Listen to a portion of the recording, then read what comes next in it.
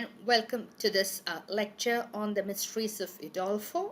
In today's session, we'll be continuing the discussion of the Gothic castle, and we'll also be talking about Gothic energy and Gothic sensibility. The image on the slide is the title page to the Mysteries of Udolpho, and on that title page, there is a poetic fragment. There are 4 lines of poetic verse, and let's see what those lines are about. Fate sits on these dark battlements and frowns, and as the portals open to receive me, her voice in sullen echoes through the courts tells of a nameless deed. So it is very, very suggestive, isn't it? So it seems to kind of invite the reader in.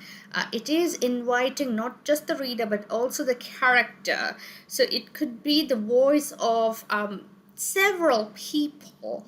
It could be of Emily St. Aubert, who seems to kind of look at these battlements, Udolpho's battlements, and imagine fate as a character sitting on top of it and frowning. It's not an invitation, it's not a pleasing invitation for the guest. It is frowning on the guest, and the battlements are dark. And we should also remember that the reference to battlements immediately suggests that the structure is of a castle, of a fortress. So fate sits on these dark battlements and frowns, and as the portals open to receive me, and as the gates open to receive the guest, the visitor, her voice, fate's voice, in sullen echoes, not in pleasing tones, in sullen, sulking, displeased echoes, talks of a nameless deed. It's so horrifying. Either it could be so horrifying that it cannot be named, or it is full of suggestive meaning. So the deed, the evil deed, is kind of not very clear. It's obscure. So that deed is going to be told in these pages.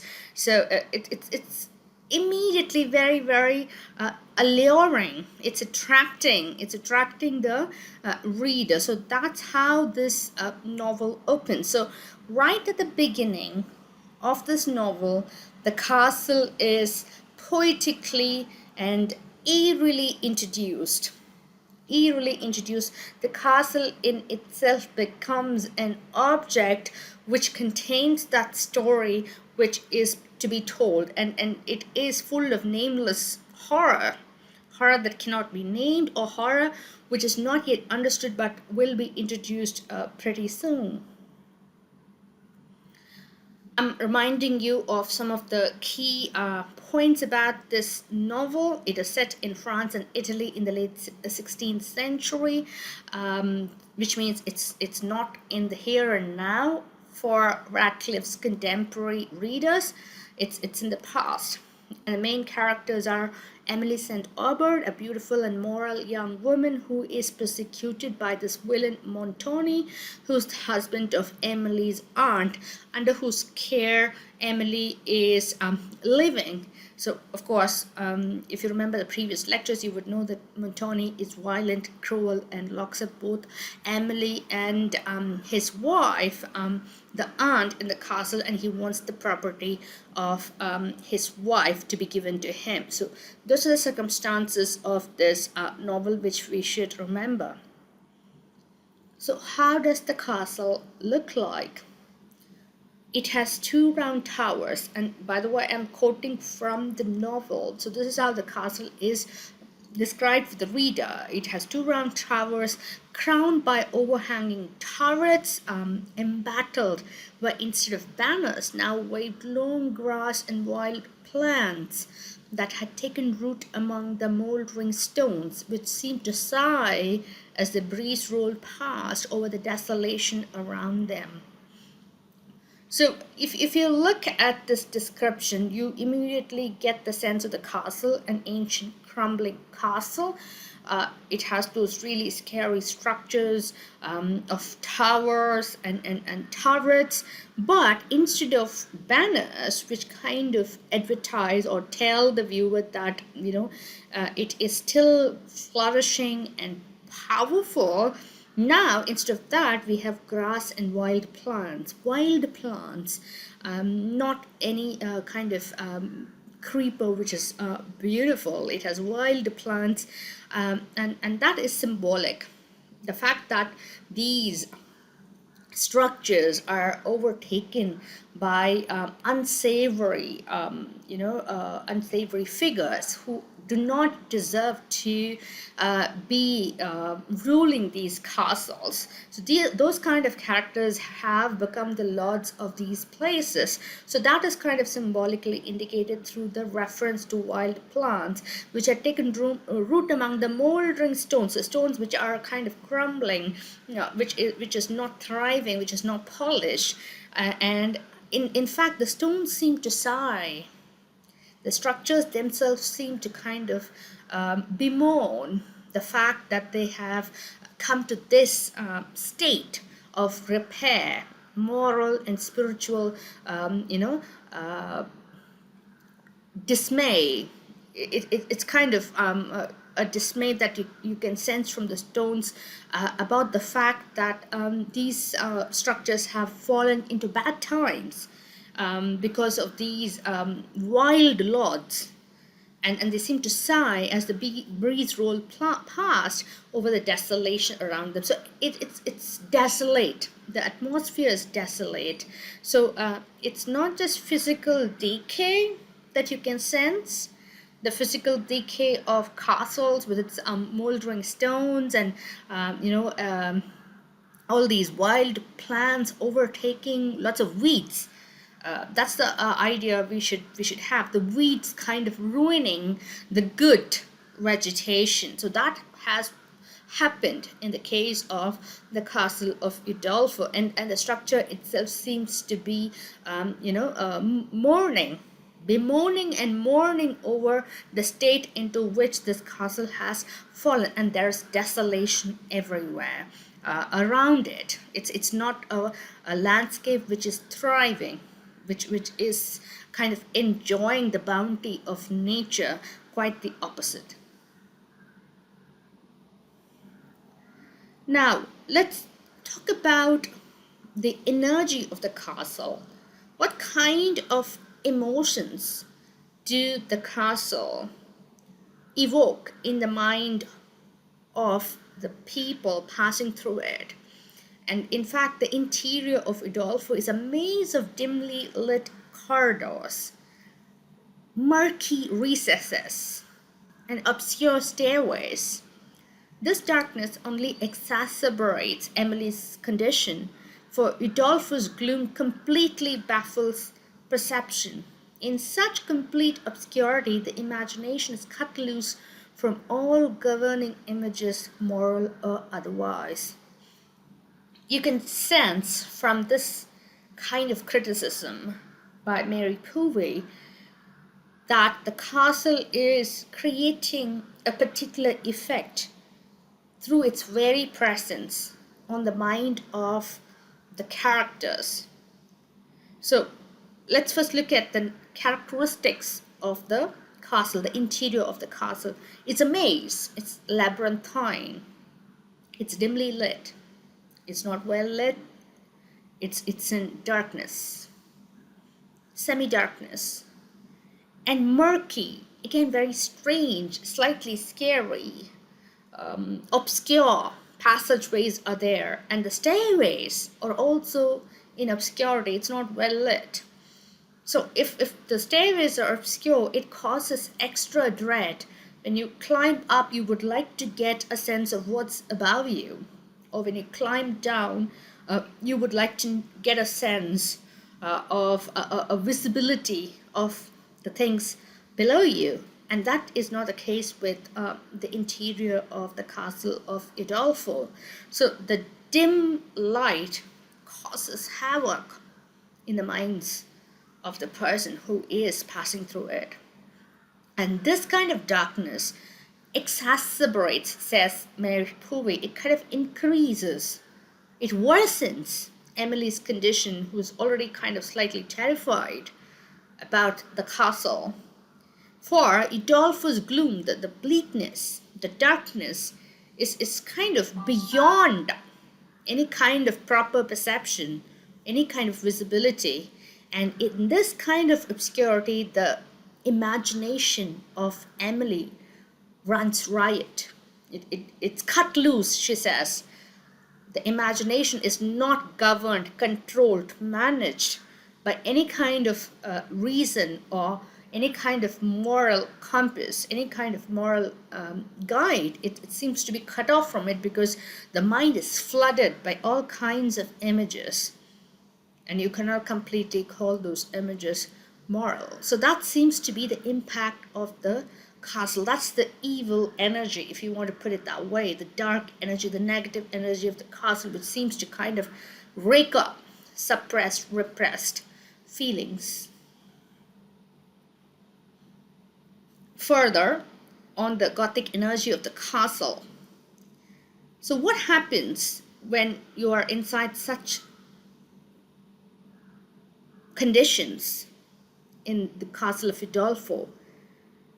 The castle in itself, the passages, the nature of this dark interior space kind of becomes an aggressive force. So it seems to have a particular susceptibility that it provokes from the person who is passing through it, the guest who is kind of walking in the insides of the castle. So aroused and guided, its innate susceptibility becomes an aggressive force, rushing to fill the void with its own projected images, creating in effect an external reality as idiosyncratic as the psyche itself. It's a wonderful piece of criticism because it's very suggestive in itself. Because if you look at these ideas, what Povey is suggesting is that the very energy of the castle seems to create images, projected images, which become almost a reality. So the space seems to act with a life of its own. The space becomes a being of its own, and it's a very bizarre set of images. And that element of the bizarre that you see inside the interiors of the castle has a parallel in the interiors of the psyche.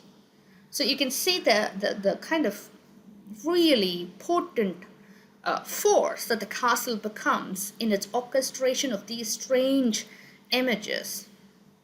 So just beyond the responsiveness of feeling, Radcliffe warns, there lurks this completely amoral and controllable force. The wild energy of passion, inflaming imagination, bearing down the barriers of reason and living in a world of its own. So Povey argues, the critic Povey argues, that within the interiority of the castle, there is hidden this amoral force which is uncontrollable, and that force is this wild energy of passion. And this passion, this human passion, or you can call it the desire, is kind of arousing the imagination, and it is kind of suppressing, bearing down, forcing down the barriers of reason, which will put blockades in the mind of the person. So those barriers are being oppressed by this passion that you can find inside the castle. And this passion has a life of its own, a space of its own, and that is the interiority of the castle of Udolpho. Now, we're quite clear at this point, through the comments of the critic, that the castle stands for a particular kind of feeling, a particular kind of emotion. Povey calls it the passion, and Radcliffe calls it this wild energy, and let's call it by its name, which is desire. And Povey further goes on to argue that like many women novelists of this period, Radcliffe is using the spectral arena of the Gothic castle to dramatize the eruption of psychic material ordinarily controlled by the inhibitions of bourgeoisie society. So, what she's trying to explain in this comment is that Radcliffe is staging those energies, those passions which are controlled through inhibitions by the bourgeoisie society, by civilized society. So, what is being controlled and repressed and ordered and managed is erupting on the Gothic stage through the nature of the interiority of the castle. The physical interiority is kind of home to the psychological eruption of uncontrolled emotions. So Puvi goes on to argue that it is revealing that Radcliffe explicitly links this energy with passion, for Emily's response, like those of her numerous sisters, enacts what we now think of as the seesaw of liberated desire and repression. So she's very, very clear in this belief that Radcliffe is kind of referring to passion, the sexual passion, through the word energy in the castle of in the Mysteries of Udolpho, in the novel, and within the castle. So it is this symbolic passion which is kind of coming to play through the representation of the spatial effects. The shadows and the darkness and the obscurity, the murky recesses are representations, psychic representations, spatial representations of passion. And the reference to the numerous sisters here is not a reference to the sisters, the real sisters in the fiction of the Mysteries of Udolpho. It refers to other Gothic heroines. All of them seem to go through this kind of experience, and which is a kind of a seesaw. This experience is seesaw because desire becomes liberated in a way when they kind of go through such murky interior spaces, and their repressed emotions seem to come to the surface, but then they kind of also at some point they suppress such kind of liberated desire. So that seesaw of emotions, desire and repression, the tension between the two emotions come to full play in the setting of the Gothic castle. It's a fantastic comment, a fantastic argument, which kind of lays bare the intentions of the author Radcliffe. So there is a kind of a vacillation between curiosity and fear. There is a vacillation between desire and repression. So that is kind of illustrated through several incidents in this novel, The Mysteries of Udolpho. So vacillating, debating between curiosity and fear, Emily is bold enough to explore the castle's darkest recesses. So she is courageous to kind of explore the passages, and this kind of critical commentary that we have seen from Mary Puvi tells us that this exploration is in itself an exploration of desire on the part of the heroine. So on a larger scale, we can see her as symbolically breaking away from the repressed regulations of the bourgeoisie society. However, she is also constantly aware of her breakaway, aware of her,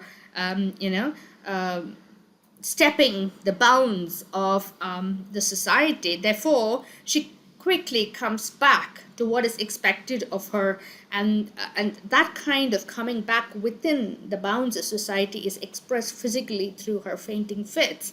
So, for example, when she imagines a corpse crimsoned with human blood, she retreats from confrontation by fainting.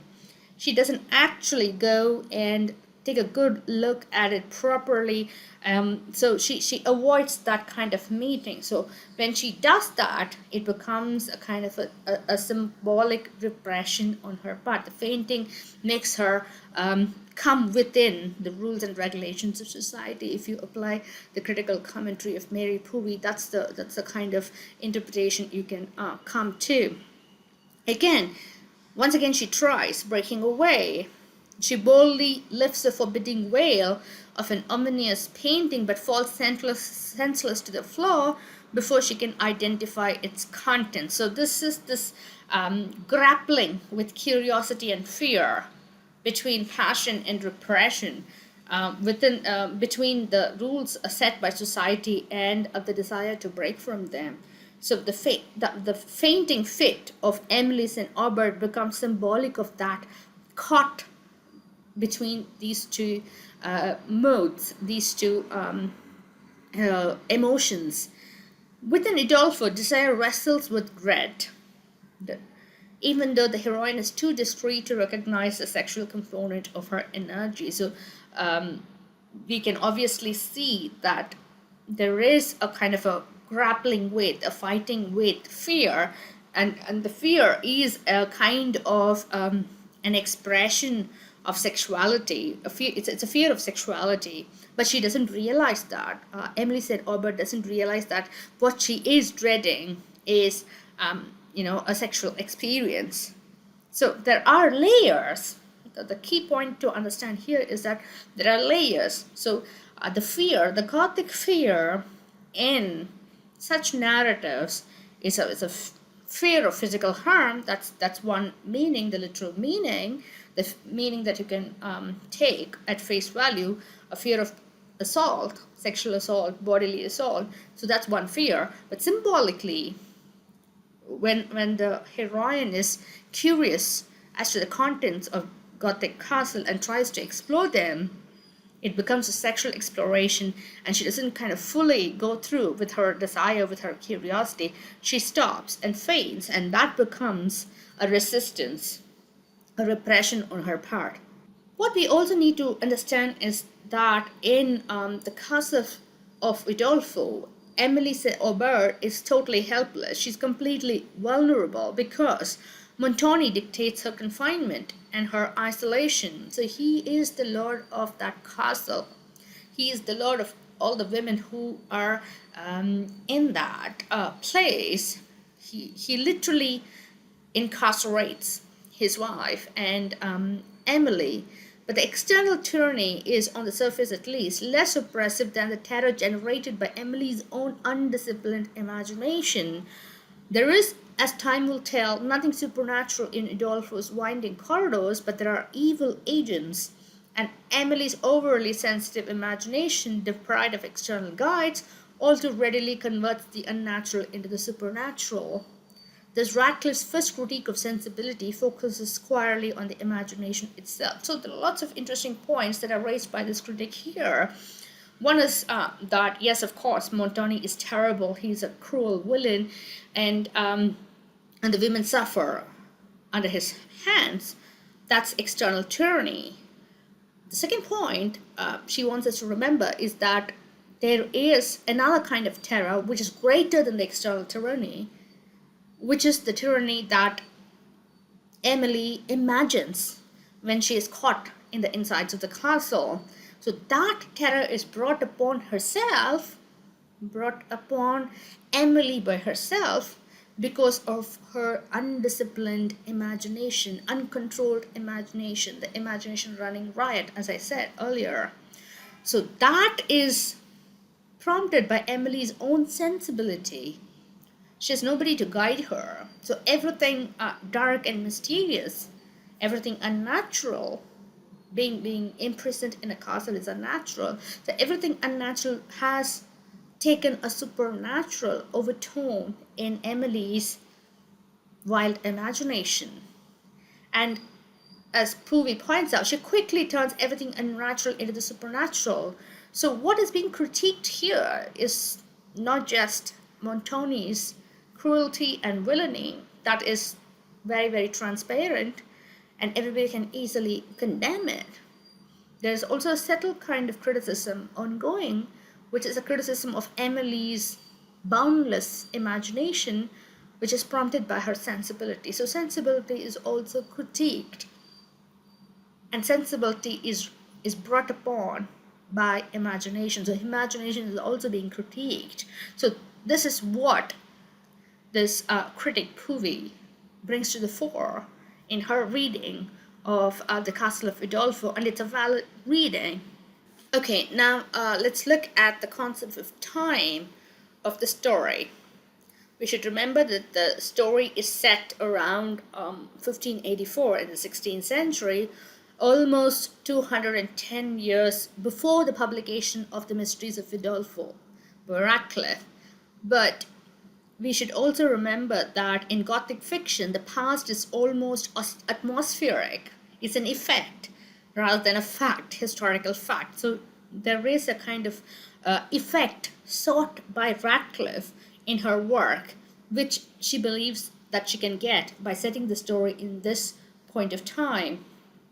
So time is crucial in a larger sense, in a broader sense, rather than in a specific sense. I'll explain what I mean in a short while. This is what it is. This story contains discourses. Discourses refers to discussions of subjects not pertaining to the 16th century in which the story is set, but the story's concerns are the concerns of late 18th century, the period to which this novel belongs in a literal sense, the period to which Radcliffe belongs. It's contemporary because its concerns are also, its discourses are also contemporary, such as sublimity. What does it mean for a landscape to be sublime? Sensibility, what is sensibility? How much sensibility should you possess? What's the right sensibility? And taste, what is good moral artistic taste? In fact, a lot of discussion in the novel pertains to the idea of taste, and Aubert falls, Emily St. Aubert falls in love with Valancourt because she sees that he has similar taste in appreciating landscape. So all these are some of the concerns, essential concerns of the novel. And the characters drink coffee, use dinner forks. In fact, nearly a century before either practice was introduced to Western Europe. So drinking coffee, dinner forks were not done in that period, largely, but it happens in the story. So you can see that the effect of the story being set in the 16th century is atmospheric. She wants to evoke the idea of ancient past, ancient time. So we need to talk about temporality, the idea of time, and sublimity.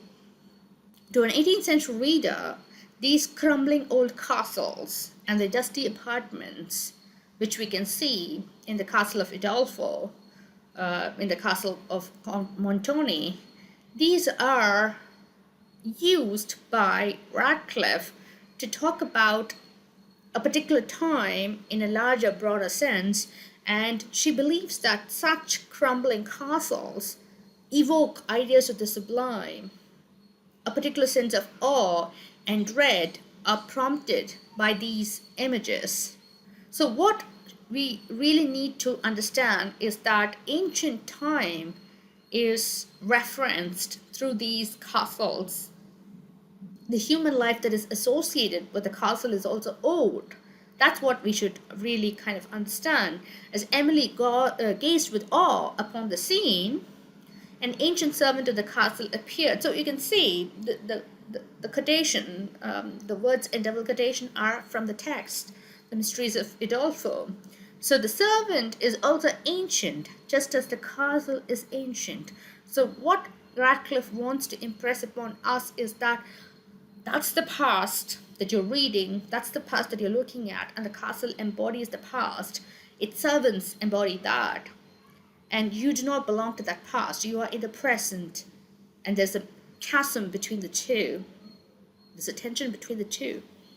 Thank you for watching. I'll continue in the next session.